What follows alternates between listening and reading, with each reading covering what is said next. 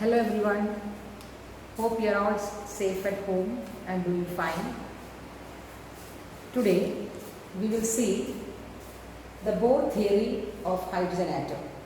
In the last session we have seen the postulates of Bohr in accordance with the hydrogen spectra, isn't it? We have talked about the emission spectra as well as the absorption spectra, the line spectra for the hydrogen. So many series, the 5 or 6 series, exactly 5 series you have to study, the series of hydrogen spectra and all. Okay, today we will see some of the calculations which Bohr has get into it. So in fact Bohr was the first to have a quantitative expression or quantitative analysis for this lines atomic spectra of hydrogen. Okay, here in this case you don't have to study the derivations, for example the energy or the radii or something like that. You just know the equations, and if the numerical comes you just put into that equation and you have to get the fact. That's all.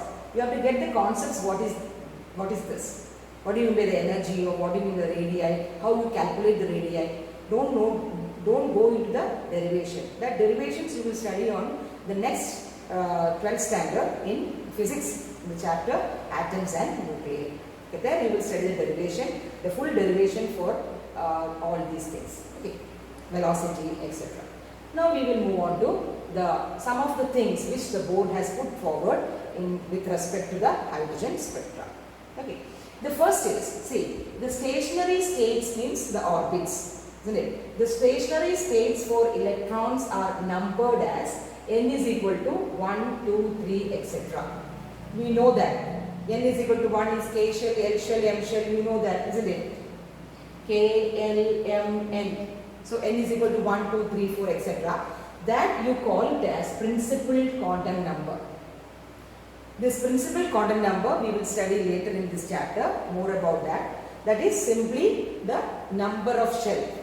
Okay, the shell number, you call it as principal quantum number. That you will study in the quantum mechanics. Okay, so just break it now and just study that the stationary orbits are numbered as the first shell, second shell, third shell, etc. K, L, M, N, etc. Okay. Now, second is, see, the radii of this stationary state. What do you mean by the radii of the stationary state? You have a nuclei, isn't it? And you have the first shell. If you are considering hydrogen atom, you have to consider only one shell, isn't it? N is equal to 1. Okay, so N is, if it is first shell, and if this is a second shell, then the third shell, etc. What happens? The radii of a stationary state is equal to Rn. N means the nth radii. Okay, nth radii is equal to, what is it? N square into A0 by Z. This you have to study and keep it in mind. Okay, this you have to apply when numerical comes. Now see, what is this A0? The equation is Rn is equal to N square into A0 by Z. Okay, now N square is what? If it is in the first shell, the electron is in the first shell as hydrogen atom, you can say it as 1 square, isn't it? 1 square, and A0 is called as the Bohr radius. See, from this nucleus to the first n is equal to 1. If n is equal to 1, Rn is equal to, what is it? 1 square into A0 by Z is equal to 1. Atomic number of hydrogen 1. So simply you can write Rn is equal to n square into A0 for hydrogen atom. For other elements we will study later. Okay, general equation is like this: n square into A0 by Z. Z being 1, we can omit that for hydrogen atom. So you can say it is n square into A0, where A0 is called as the radius of the first level. The radius, that is between the nucleus and the first stationary level. This n is equal to 1. Okay, so that radius is called as A0. So if n is equal to 1, the distance between this is called as what? A0. So that you call it as Bohr radius. Because hydrogen atom has got only one electron, and the one electron is believed to be in the first shell, isn't it? So n is equal to 1. So the radius between the nuclei and the first electron is what is called as the Bohr radius. And you have the value as, see, 52.9 nanometer. Okay, 52.9 nanometer. That is the radius value of what? A0 value of this hydrogen atom. So you have to study only that. How you calculate, what is the formula for radius of this stationary state. Okay. Now, if it is n is equal to 2, what you will get? It is 2 square into A0. A0 is 52.9 nanometer. If it is the third shell, 3 square into 52.9. Fourth shell, it is 4 square into 52.9 nanometer. So, it goes on. So, and A0 means the radius of the nucleus to the first shell, that is in hydrogen atom, is called as the Bohr radius. Okay. So, that is the value is 52.9 nanometer. Okay. Now, the third is very, very important factor, that is the energy of a stationary state. The energy of a stationary state or energy of an orbit. All these derivations will come in next year. Energy means here you will calculate the total energy. That is the potential energy as well as the kinetic energy. Then only you will get this equation. That is E is equal to, the energy is equal to minus RH. RH is a constant. H is for hydrogen. So it's a constant for hydrogen. RH into Z square by N square. Okay. For being hydrogen, we can omit this Z square. Why? Because it is 1. So you can omit the Z square and you can write it as RH. See, you can write it simply as minus RH into 1 by N square for hydrogen atom. But the general equation is Z square by N square. Being Z is equal to 1 for hydrogen atom, you can simply write it as minus RH into 1 by N square. Where N is equal to, again, the first orbit, you put N is equal to 1, it is 1 square. Okay, so it will be minus RH value. And the value for R of this hydrogen atom, RH is equal to 2.18 into 10 to the power minus 18 joules. See? Minus 18 joules. Okay. You can convert it into electron volt also. If you want to convert it into electron volt, you know EV. EV is rather a good unit to represent the energy rather than joule. Because it is very, very small. See? 10 raised to minus 18. This is too small to be calculated. But if you convert this into electron volt, it will come as minus 13.8 eV. I think so, in the first orbit. Okay, so that we will study later when numerical comes. Okay, so the energy equation is minus RH. That is, this is again called as a Rydberg constant. But in nu bar, the Rydberg constant was 109,678, but in centimeter inverse. But here you convert it into joule. That is why the value is 2.18 into 10 raised to minus 18 joule. Okay. Now for the first shell, for a hydrogen atom, if the electron is in the first orbit, first stationary orbit, the energy is how much? Minus 2.18 into 10 raised to minus 18 joule, because Z square is 1 and N square is 1. So it is minus that value. If it is in the second orbit, if the electron is shifted to the second orbit by giving some energy, what will be the energy then? Then minus RH, that is 2.18 into 10 raised to minus 18 into 1 by 2 square. Likewise 1 by 3 square, 4 square, etc. Okay. So that is how you will calculate the energy. This is very, very important factor. Now you see, the energy is having a negative value. Why like that? Why the negative value? See, whenever we say an atom is stable, that means its energy is 0. Isn't it? When energy is 0, you will say that it is, the N value is having a infinite. Then only the energy becomes 0. Listen. The N value, if N is equal to infinity, then only the energy is equal to 0. Now what do you mean infinity for an atom or a shell?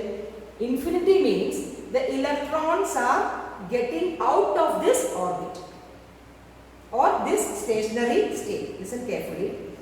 When we say that when the electrons are far away from the nucleus, that is, there is no charge, attraction or repulsion or nothing like that. When these electrons are far away from the nucleus, that means when n is equal to infinity, then we can say that the energy is 0.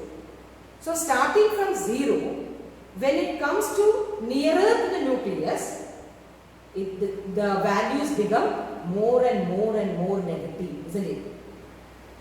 You got that point? You see, when n is infinity, that means when the electrons are far away from the nucleus, we say that it is stable. Now, when the electrons are coming closer to nucleus, at infinity the value is 0. So, when it is coming towards the nucleus, it will have a negative sign. And it will go on continually increasing when the electrons are getting towards the nuclei. And the maximum value for the energy is for the first level, or when the stationary orbit n is equal to 1, that is minus 13.8 electron volt or minus 2.18 into 10 raised to minus 18 joule. So that is why the negative value comes for this energy, or the significance of this energy. Now let me ask you, when I said that the electrons are getting away from the nucleus or going out of the nucleus, what does that mean? It means that the electrons are pulled out from the stationary orbit, which means that the hydrogen atom is being converted to its gaseous ion. That's the meaning. So, when n is equal to infinity, questions can be asked from infinity to second level or from infinity to first level, which means that n is equal to infinity, the energy is equal to 0. That means the electrons are being pulled out from the stationary states or the orbit, thereby the hydrogen atom is being converted to the hydrogen ions, or it is getting formed into gaseous ions. Okay, that is the meaning why the energy is having a minus value. So keep in mind. Okay. Now the next is fourth one is this hydrogen spectra or the atomic spectra of when it is related to hydrogen, that can be applied, or all these radii or energy or velocity can be applied to the ions containing one electron. That is again the drawback of the Bohr theory, because it is only applicable to a one electron system. If a multi-electron system comes, it will fail. So these are all applicable to ions, because other than hydrogen, if any atom you take, it will be ion having one electron. Okay. So next is helium. So helium is 2, but if you remove one electron, it will be 1 electron. So He plus. Lithium is being 3 number of electrons. If you pull out 2 electrons, it will become 1. So Li 2 plus. Now beryllium, it is 4. If you pull out 3 electrons, it will become beryllium 3 plus, so 1 electron. So for ions like helium, lithium, beryllium, which means helium plus, lithium 2 plus and beryllium 3 plus, all these are applicable like hydrogen atom, because in all these things there is only 1 electron, and for 1 electron these are all applicable. Understood? Now the last point is, you can also calculate the velocities of the electrons. Okay, you can also measure the velocity of the electron. So velocity, it is coming to 2.18 into 10 to the power 6 Z by N. Z is the atomic number and N is the number of shell. If it is a first shell, and for hydrogen, the velocity will be just 2.18 into 10 raised to 6 meter per second. Okay. Now when you talk about one electron system like helium, lithium and beryllium, see what is the energy equation? See, energy is equal to minus RH into Z square. What is Z square? Atomic number. So it will be 2 square by, if the number of shell N is equal to 1, it is 1 square. If it is in the second orbit, it is 2 square. But Z is always 2 square. Now if it is lithium, the Z will be 3. So 3 square by, if N is equal to 1, 1 square. N is equal to 2, 2 square, like that. Now for beryllium, it is 3. Atomic number is 3. So number of electrons and protons are 3. So 3 square by 1 square or 2 square or 3 square, so on. Okay, so this is how you apply in the equation for finding out the energy as well as the radius. Radius also you see for lithium, helium plus. What is here? And if it is the first orbit of helium, 1 square into A0 is 52.9 nanometer divided by what is Z? Z is 2, isn't it? Now for lithium, Z is 3. Now for beryllium, Z is 4. So that is the difference between hydrogen atom as well as hydrogen-like species. Hydrogen-like species means it always contains one electron. For example, helium, lithium, beryllium, etc. So all these 5 points are there in this Bohr theory of hydrogen atom other than the postulates. You need not, you don't want to derive this, but you just want to know this. Okay. So that is all about this Bohr theory. Hope you understood. Okay. Just note it down, the velocity is not in the textbook. 2.18 into 10 to the power 6 Z by N meter per second. Okay. This is okay. Now we will move on to the explanation for the line spectrum of hydrogen atom. Okay, so next we will move on to, so shall I rub this? Okay.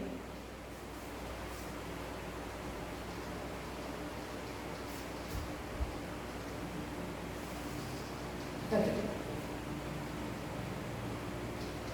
Now we will see the explanation for hydrogen spectrum. Okay, you know, when the hydrogen gas is heated, it will excited and get into an excited state from the ground state by absorbing the energy and form hydrogen atom. And then what will happen? From the ground state to the excited state, it will go by absorbing the energy, and then it will, since it is unstable, it will come into the ground state by emitting energy or emitting radiation. Okay. Now, the difference, the energy difference delta E is equal to, if this is E1, last class we have talked about this, E1 and E2, delta E or change in energy, you are remembering Bohr frequency rule, delta E is equal to E2 minus E1. Okay. Now we know what is the equation for energy. What is the equation for energy? Energy equals, you have studied now, what is it? Minus RH into 1 by N square, that is for hydrogen atom. Since we are dealing with hydrogen spectra, you can go for this equation. You don't want to put the Z square and all. Z square when it is applicable? When it comes to hydrogen-like atoms, the ions of lithium, helium, beryllium, etc. If that comes, you have to put that Z square. Okay. Then that will be applicable. So for hydrogen atom, you can simply put it as 1. Since Z is equal to 1 by N square. So putting this equation in this one, listen carefully, E2, that means minus RH into 1 by NF square. What is F stands for? Final. That is, you know, from this is E1 and this is E2. From this E2. E2 means if N is equal to 2, then 2 and 1. If N is equal to 3 and if it is 1, 3 and 1. The question will demand you what you want to find out. So, 1 by N final, that is which from where it is coming, the excitation is getting or emission takes place. That is N final square, that is in square minus. What is E1? E1 is again, this minus is common. Again E1 is again minus RH into 1 by Ni square. That means initial value of this N. That is from where it is getting emitted. Whether it is in the first level, N is equal to 1. If it is in the second level, N is equal to, that means initially from where it is going, that is Ni. And from where it has gone, that is a final, that is NF. Okay, if it is 2 and 1, for example, if it is 1 and 2, the emission is taking place from 2 to 1, you can write it as 2 and 1, right? Like that. Okay, simple maths. Now we will have this minus and minus plus. So we will take this RH plus, and then it comes to be 1 by, this is plus, right? So Ni square minus NF square. And this comes to be, you have put the value of RH, what is it? 2.18 into 10 raised to minus 18 joule into 1 by Ni square minus 1 by NF square. Just putting this in this equation, that's all. So you know this basic equation as what is delta E. Explanation for hydrogen spectrum is emission spectrum is C. How the emission occurs you know. When hydrogen gaseous absorbs energy, it forms hydrogen atoms, it gets excited to a higher level, then on returning back to the lowest energy state, it will emit radiation. That is emission spectra. Now what is the energy difference? E2 minus E1. Now putting the values of energy, we are find the energy, you know how to find the energy in which equation. So putting that equation, you will get the value of RH also, you will get 2.18 into 10 to the power minus 18 joule into 1 by Ni square minus 1 by Nf square. So simple, just derivative, that's all, just putting it into that equation. Okay. Now the third is, it's very simple, you know how you will calculate frequency nu. E is equal to h nu. You know the equation, black body radiation you have no. E is equal to h nu. So what is nu? E by h. Here what is E? The delta E, isn't it? And you have calculated the delta E as 2.18 into 10 raised to minus 18, this much. So by h, what is h? That is Planck's constant. Now putting the value in this equation, you will get 2.18 into 10 raised to minus 18 joule into 1 by Ni square by and 1 by Nf square, that is E. Delta E by h, this is h, that is 6.6 into 10 raised to minus 34 joule second. Now on calculating, you will get what? 3.29 into 10 raised to 15 into 1 by Ni square minus 1 by Nf square hertz. See, hertz. Okay. Now again they made an explanation on equation, that is for calculating the nu bar. You know what is nu bar? Nu bar is wave number. Now what is wave number? Wave number is nu by c. 1 by lambda, by substituting you get nu by c. Now what is nu? Nu you got it as 3.29 into 10 raised to 15 1 by Ni square minus 1 by Nf square. So this is the value of nu. Okay. Now if you divide it by c, what is c? Velocity of light. That is 3.18 into 10 raised to minus 8 meter. Okay. Then what will you get? You will get the value as 109,678 into 10 raised to 7 into 1 by Ni square minus 1 by Nf square meter inverse. See? Is there any analogy with what we have studied in the spectral lines? That Rydberg constant. The Rydberg had assigned an expression for the nu bar as 109,678 into 1 by N1 square minus 1 by N2 square, isn't it? And what is N1? The series Lyman, Balmer, Carsten, Brackett and Pfund. Like 1, 2, 3, 4 and 5. And what is N2? Which level it is going. That is it. So exactly that there it was centimeter inverse, but here it is meter inverse, because we took it as the value of light as 3.18 into 10 raised to minus 8 meter per second. Okay. So that was this thing. So you will get exactly similar to the wavelength of the spectral lines, and this is the explanation for what? Hydrogen spectra. So you got it? First what we have to do? We have to calculate the difference in energy, E2 minus E1, and you know the equation for energy E is equal to minus RH into 1 by N square, isn't it? So like that you have to substitute it and you will get the energy equation. From that energy equation you can calculate the nu or frequency, that is delta E by h. Now you will get this equation. Now if you want to calculate the nu bar divided by the velocity of light, you will get the equation which is equal to the spectral lines, in very good agreement with the spectral lines which has applied by the Rydberg. So this is called as the Rydberg constant. Okay, this is in meter, others was in centimeter. So this is the explanation for hydrogen spectra. Okay. Okay, now we will move on to the limitations of Bohr theory. Okay, now we will see what are the limitations of Bohr theory. We have seen the limitations of Rutherford. Now we will see the limitations of Bohr theory. Okay, the first is he fails to account the finer details of hydrogen spectrum. And what is the finer details of hydrogen spectrum? See, he said that on the emission radiations, they have spectral lines, isn't it? So many spectral lines are there in series. So that we call it as Lyman, Balmer, etc. Now, when using sophisticated spectroscopic methods, it was found that each line, see, yesterday we have explained about the lines, isn't it? Lyman, then Balmer, Pasten, etc. Isn't it? Now, this line, each line, when it is investigated more using these spectroscopic techniques, it was found that each line is made into two.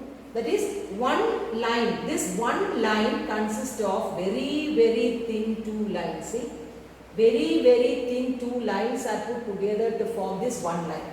So that is called as a doublet.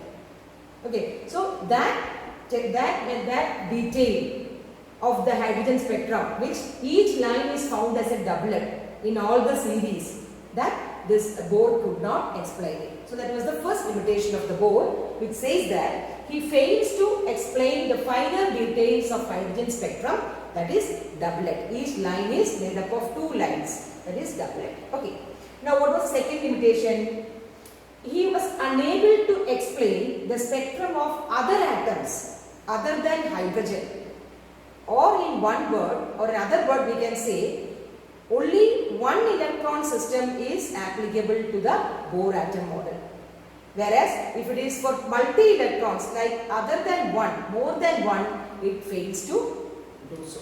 That is why helium, that is 2 electrons, lithium, 3 electrons. So it is unable to explain the spectrum of other atoms like helium, lithium, which contains more than 1 electron. That was the second failure.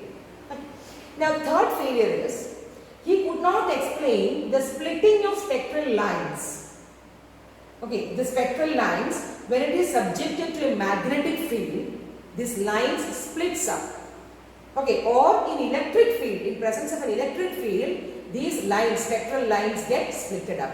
So that splitting of spectral lines in the presence of magnetic field or electric field, he could not able to explain that splitting. You got that? That means when the spectral lines are subjected to an electric field or a magnetic field, the spectral lines, each spectral lines will split up. So that we cannot explain. So in magnetic field you can say it is as a Zeeman effect, and in electric field you call that to be a Stark effect. In physics you will study all this. Okay. So Zeeman effect means the splitting of spectral lines in magnetic field. You call it as Zeeman effect. And the splitting of spectral lines in electric field, in presence of electric field, you call it as Stark effect. Okay. So that he unable to explain. And the last limitation is, he also was unable to explain the ability of atoms. See how a molecule is formed by combining these atoms through chemical bonds. So that thing, that is the ability of an atom to form the molecule through chemical bonds, he cannot explain. The Bohr's failure was that he could not explain the formation of molecules through chemical bonds. So these are the important 4 limitations of this Bohr atomic spectra. Okay, so once again we will recap. First one is, it fails to account for this finer details of hydrogen spectra like doublet. You know what is doublet, right? And the second is, he is unable to explain the spectrum of other atoms like helium, lithium, etc., which means more than one electron system.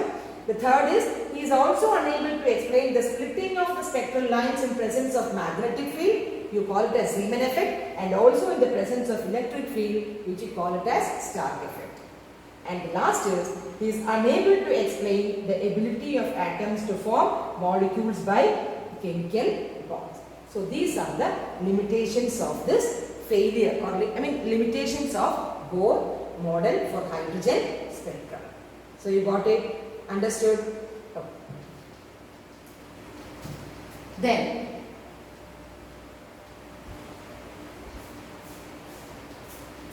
now we will do one numerical related to the energy and the radius of the stationary orbit. Okay.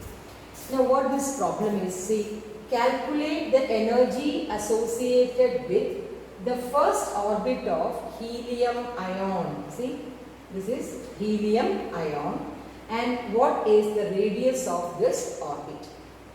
Now, what is the formula for? So first you have to calculate the energy associated with the first orbit.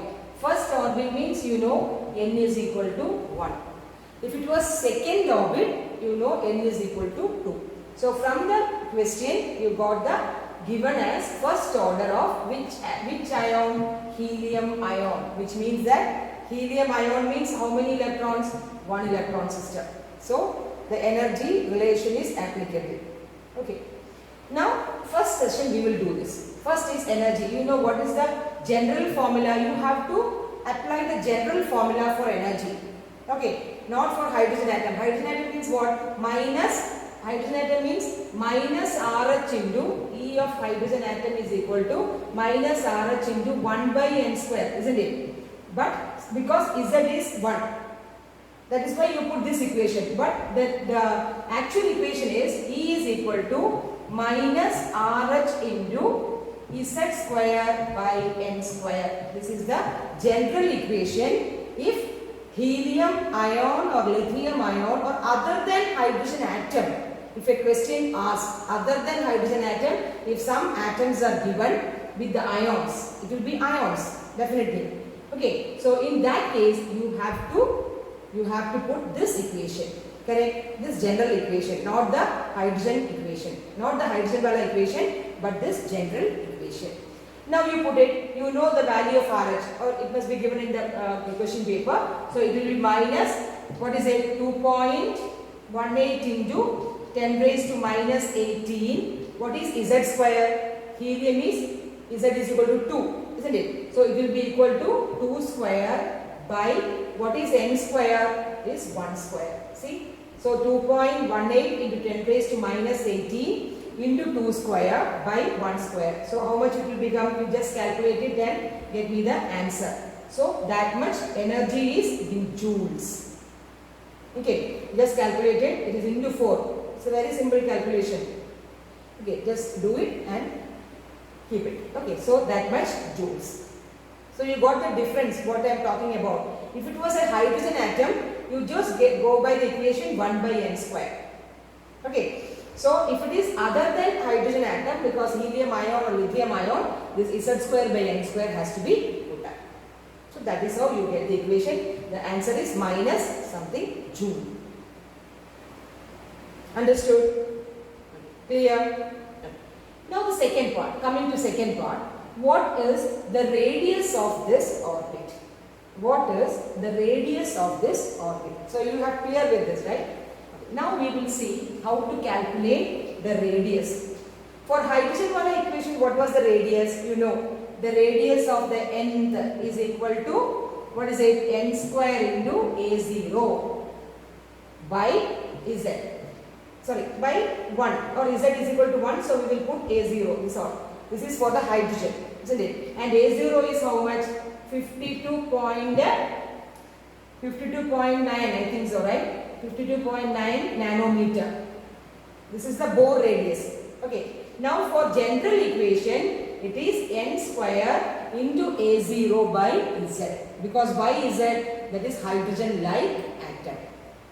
Okay. Now you substitute it. What is n? N is equal to 1 because it is the first orbit.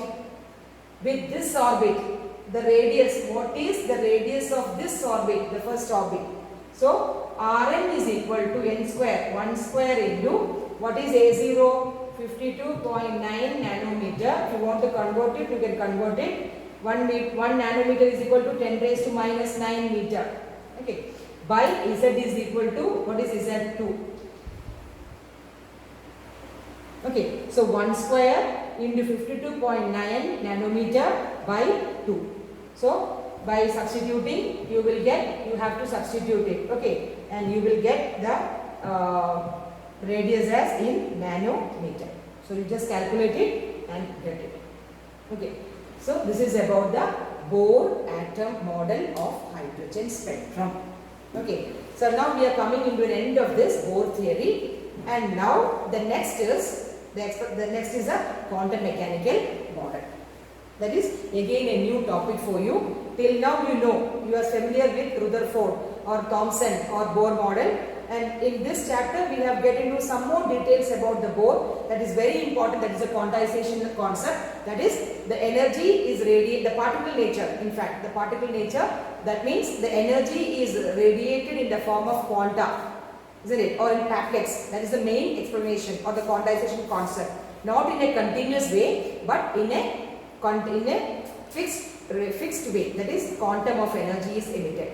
So that was the concept. Then energy of the orbit and the radius of the orbit and the failure of the Bohr model. So in the next session we will see the quantum mechanical model, which is the concept of both the particle nature as well as the wave nature. So till then, thank you.